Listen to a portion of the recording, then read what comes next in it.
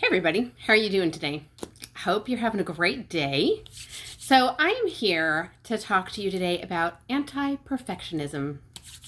Lord knows I might be an expert on that.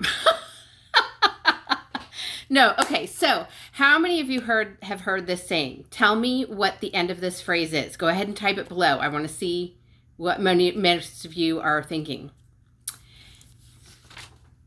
If it's something worth doing, it's worth doing. How do you finish that phrase? If it's something worth doing, it's worth doing poorly, is what I say. I'm sure most of you have heard, if it's worth doing, it's worth doing well, right? So here's the thing. Let me share a little bit about my husband and I. So my husband, if he's going to do a project, and this is something I absolutely love about him, and which is why when he comes up with superbly crazy ideas, well, things that I think are crazy, I sit there and say, sure, go for it, because my husband will research something to the nth degree.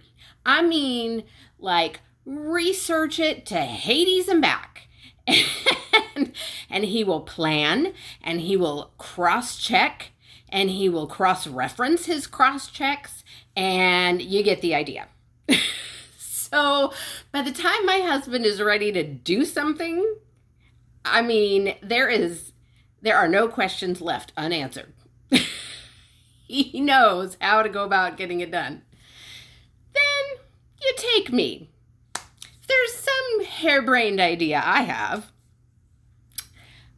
I do my research, which means I Google whatever it is I'm thinking of. I look at the top 3 references, the summaries of them. I don't even click on every page and read about it. If I click on a page, I read one. I read one website and I'm like, yeah, okay, that seems to agree with the summaries I just read on my search. And I go for it. I jump in head first and I'm like, this is great. Let's do this.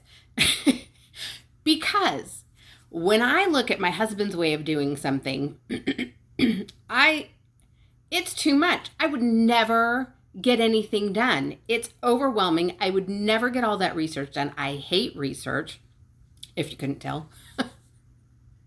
But then there's people who would, like my husband, who would look at the way I do things and freeze and be unable to jump forward because they just can't break it down into step-by-steps. They just see the big picture and go, I don't know where to start. I don't,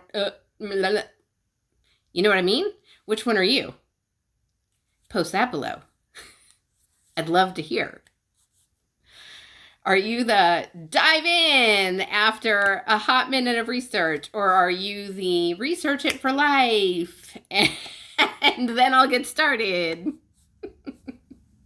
We need both people, by the way. Anyways, see, here's the thing though. Let me share a hot minute about my family. So there are 6 of us living in this house. It's a little bit crowded. Plus, my office, plus desks for everybody, because I used to homeschool. And so, they homeschooled for 4 years. So they got used to having their desk space, right?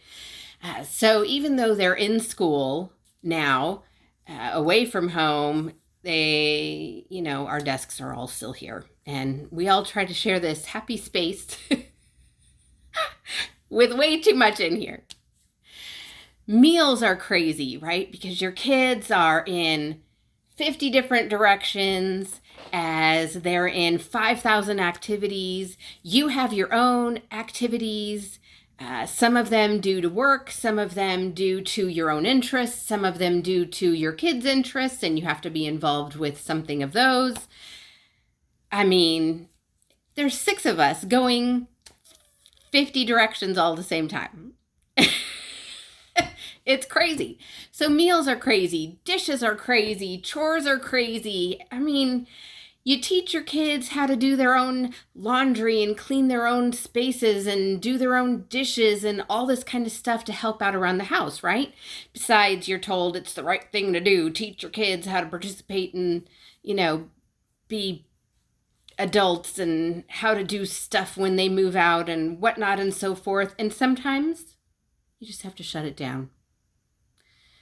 Sometimes, despite all of that, you need a different plan because life is too much, right?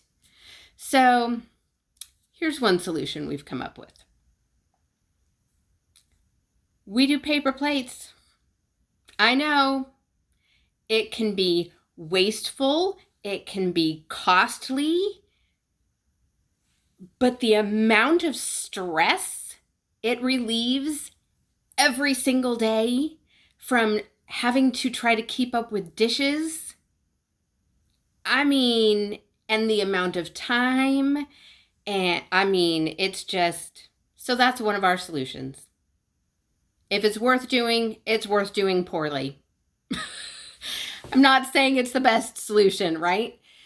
Or take, I'm here, how about this example? I'm the president of my daughter's Performing Arts Booster Club for the school, 2nd year in a row now. Only because I didn't want the program to fold. No one else was stepping up. So, whatever. I didn't know what I was doing. I didn't even know what the Performing Arts Club was about last year, let alone how to be president of it. So I did everything the hard way. Now, I had a fantastic mentor. Her child had graduated the year before. She started out last year as president of the Booster Club because she didn't want it to fold. And last year was our first year.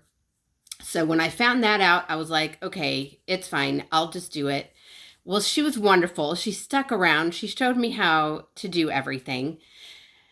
But I was a hot mess about it. I did everything the hard way. I texted people individually. My systems were nowhere together. Well, this year, because I know how it's, what needs to be done and how I can do things more smoothly, I have all kinds of systems in place so that it's running way more smoothly. By no means is it fabulous, but it's way better than last year, right? So whatever hot mess it is, find a solution. It doesn't have to be the best solution. It doesn't even have to be a good solution. It can be the worst solution ever. But for right now, it's a solution that you're thinking of and are able to do. So do it.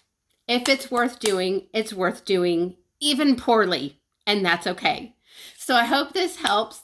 If you have any questions or comments, go ahead and post those below. I'll get back to you, and I hope you have a great day.